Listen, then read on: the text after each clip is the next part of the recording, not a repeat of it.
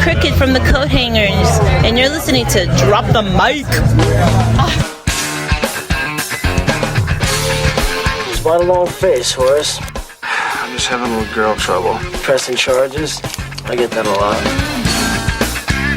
Holden McNeil was set in his ways. The way he worked. The way he lived.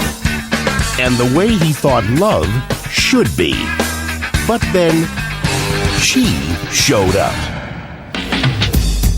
Let me guess. You like her. This girl loves me. There's something you should know. She got a boyfriend. Well, no. Then what's to know, my friend? And this girl's got a secret that's going to drive him crazy. I like you, Holden. I'd really like us to be friends. What'd I tell you? She just needs the right guy. What's up? And if you come pick me up, I'll be your best friend. Now, the only thing standing in Holden's way is the truth. I can't take this. Can't take what? I love you. Not in a friendly way. How was your pseudo date? Okay, I'm telling you, she's never even been with a guy. You're dating a guy? So what if it is true?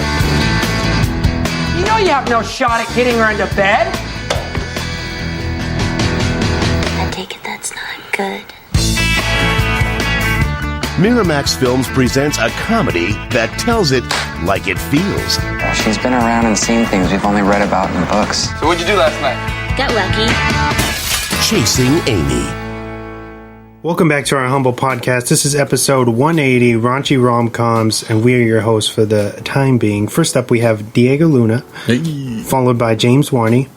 Hey, what's up? And of course, I, the Swan, our local DJ and co-host Anaris has went on vacation for the time being. So shout out to him. You are missed, and we can't wait to have you back. Have a good time out there, guy. Yeah. So this is Diego's movie focus of the week, and he's chosen Kevin Smith's 1997 flick, Chasing Amy, in honor of the legendary director's birthday month, August. But before we drop into that discussion, we've got some pop culture news, led by our own James Warney. Let's jump into that, yeah, guys? Let's do this. And now for a special news report. Brought to you by Drop the Mic. All right, James, what do you got for us this week?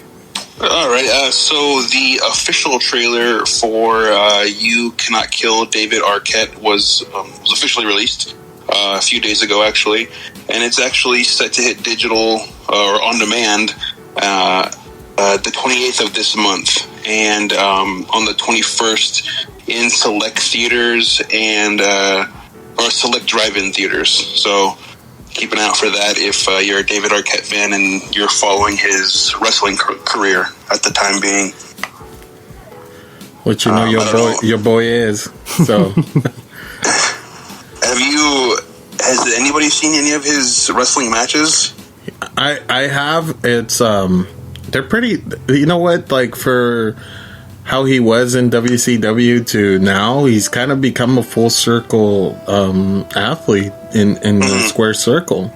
So I'm excited to see this. I know I haven't seen the trailer, but I mean, I don't need to see a trailer. David Arquette, that in pro wrestling always go together, I guess. Yeah. Ready to rumble. Right, he's been attached to wrestling for years and years. Yeah, since Ready to Rumble. I actually really like that movie, and I know a lot of people don't because I think that was probably the first time I'd seen him in a movie. Besides, was Scream before that, or was that after? Yeah, that was way before. Scream was way before that. Yeah, I think that he was riding on his success of Scream by that time. I think I remember seeing him in Scream, I guess, and then seeing him in this. And I wasn't a huge wrestling fan as a kid growing up, but I watched wrestling when I went to my cousin's house because they always watched it. But I remember watching that movie, and I was like, "Oh, this is cool." He's like a normal guy, like wrestling those big guys. That's cool. But anyways, check out his. I guess it's a documentary about his life and his rise to success, if you want to call it that, in the wrestling world. Moving on. HBO's docuseries Hard Knocks.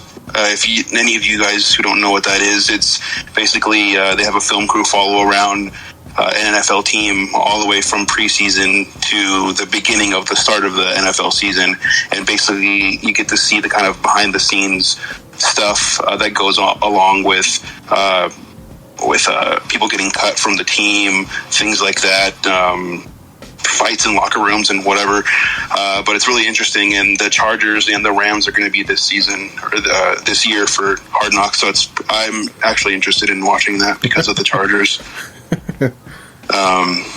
Yeah, and then some pretty interesting news in the DC world. It looks like a third of their editorial staff was actually released today, or will release on Monday, actually, for DC Comics. So they are, I don't know if this is a sign that comics are kind of out, not really going to be a marketable venture anymore, but they just basically cut a third of their staff. And then in total with Warner Brothers Media, 600 layoffs, actually. Wow. Jeez. On top of not only are we in a pandemic, but you're getting laid off from a huge, probably a big thing that they survive off of that paycheck, of course. So that kind of sucks. So do you think it has anything to do directly with the pandemic, or just comics in general? What they were saying is that it was kind of a they had already had plans to do this. A lot of the Warner Media staff that was released they were involved with DC Universe. Okay. So that is so I guess me and Diego we talked about this before, but yeah.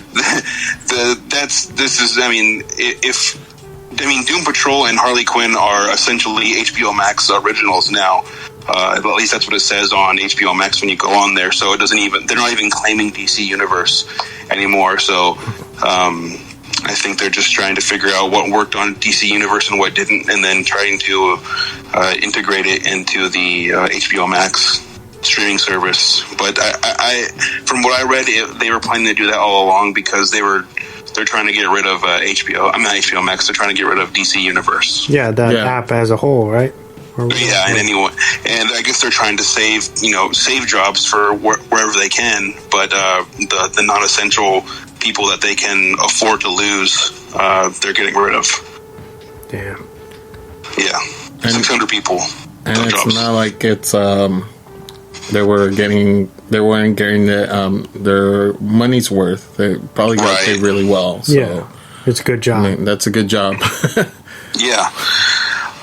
I know we just talked about this a little bit, but the Tax Collector, David Ayer's film that just was released, early release for digital, is not doing too well on Rotten Tomatoes. I think, what was the score? 17? 17% on Rotten Tomatoes. From what I'm reading, it's just critics are calling it a crime thriller that is bloody and bland. No real character depth at any point in the film. Just a bunch of gore and murdering people, from what I'm reading. But I don't know. I still have high hopes for it. I know they're saying it's just basically if you've seen a David Ayer movie, you've seen this movie. I guess I can kind of get what they're saying with that. I think to piggyback off that real quick, I'm not cutting you off, but I think me and Diego will probably do a soft review in the Rex. I'm not sure we're going to wreck it, but we'll talk about it without spoilers for you to give you a little. Right. Yeah, so we've both seen it separately. Actually, the same day too. Yeah, when it came out, pretty much. Yeah. I didn't even know it was on digital release until like a day ago. Well, it's in drive-ins as well, but yeah, it's on VOD. Okay. What else? So it looks like Lionsgate actually greenlit a John Wick 5 So we're not only getting a John Wick 4, but we are getting a John Wick 5. And they are going to be filmed back to back. So that's going to be, they're going to start filming that next year. Sometime. I really wish that Hollywood would leave a little bit of mystique, especially when the whole premise of your film is whether the guy's going to survive or not. It really takes like the whole the whole mystery.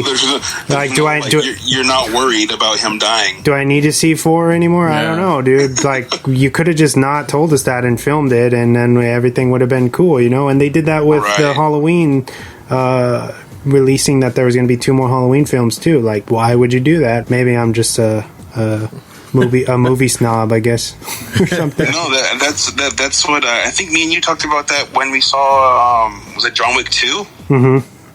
And we're like, oh, they're doing a 3, like we got an announcement the day of when we went to go see. I think when I went to go see John Wick 2, and it's like, oh, John Wick 3 scheduled for in 2 years or whatever. And I was like, okay. Yeah, didn't you? I think you like pulled that up while we were waiting to watch 2 or something. Yeah. And we're like, well, okay then. Like, we know. Thank you for spoiling the movie real quick. He's gonna be okay, I guess. We're getting a John Wick 4. The positive, silver lining, if you will, is we're getting 2 more John Wick movies. So that's going to be. I'm excited for that. Sucks that we kind of maybe he dies in the 5th one. I don't know. And then they're having that John Wick series. Not John Wick series, but the Continental. Yeah. That's supposed to be released, I do believe, after the 4th one, so in between 4 and 5. Is that on Starz still? Yes. Okay. Nice. We're still going to get that Continental series with him jumping in from time to time. I would assume that at least that's what the news said before. I think Starz needs... They don't have like a really captivating show right now. Yeah, everything's already been canceled or which is sad because they have produced some really good stuff, but they don't follow through on season to season. Yeah, and that's the bad thing. I feel like the network Netflix canceled after 3 seasons. Yeah, that's their that's their program. 3 seasons and done. But I think that's it for my news. DC Fandom is going to be August 20. I believe I want to say 24th or 20. It's in the mid-20s of this month. So check that out. Look it up. It's called DC Fandom. So you can get the official release date. I'm sorry, I don't have the. I'm just going off the top of my head. Because I don't know if you heard. I don't know if you heard, James, but we're gonna get a Batman trailer or Batman teaser during DC. That's we're supposed to be getting that, and then I think a panel or something for Shazam's Black Adam movie. Yes. And then also a teaser for Wonder Woman, because that's going to be coming out in October. So that's only a few months away. So 2 months away. So we can view this on YouTube as well, like we did, or it's gonna be a YouTube event. I do believe that's where I went on to the. I think it's on YouTube. Like I said, I don't have that information in front of me right now, so I can't quote it exactly. But I would just go on Google and search DC Fandom, and I'm sure you pull up whatever it's going to be. But where you're going to be able to find it. But it is going to be a 24-hour event. Nice. And I'm pretty sure you're going to be able to, if you miss a panel or miss something, I'm pretty sure they'll have separate videos broken down. It's not going to be one continuous thing, I guess, if you miss something, because I don't think anyone's staying up for 24 hours to watch it. That's really cool thing for them to do that. Yeah, which is really cool because it's like what I love about this year's Comic-Con. Besides the fact that there was like really bad shipping and internet was like going down, was like the different panels they had, and it was like super cool that everybody got to enjoy the panels, and not just like a certain selective few, which is the caveat for Comic-Con Hall H. But the fact that everybody got to enjoy that was like really awesome. So I'm excited for this. I'm hopefully. It's on one of my days off, but if not, that's fine. I guess I could catch it on the repeat. Yeah, I'm just hoping not to get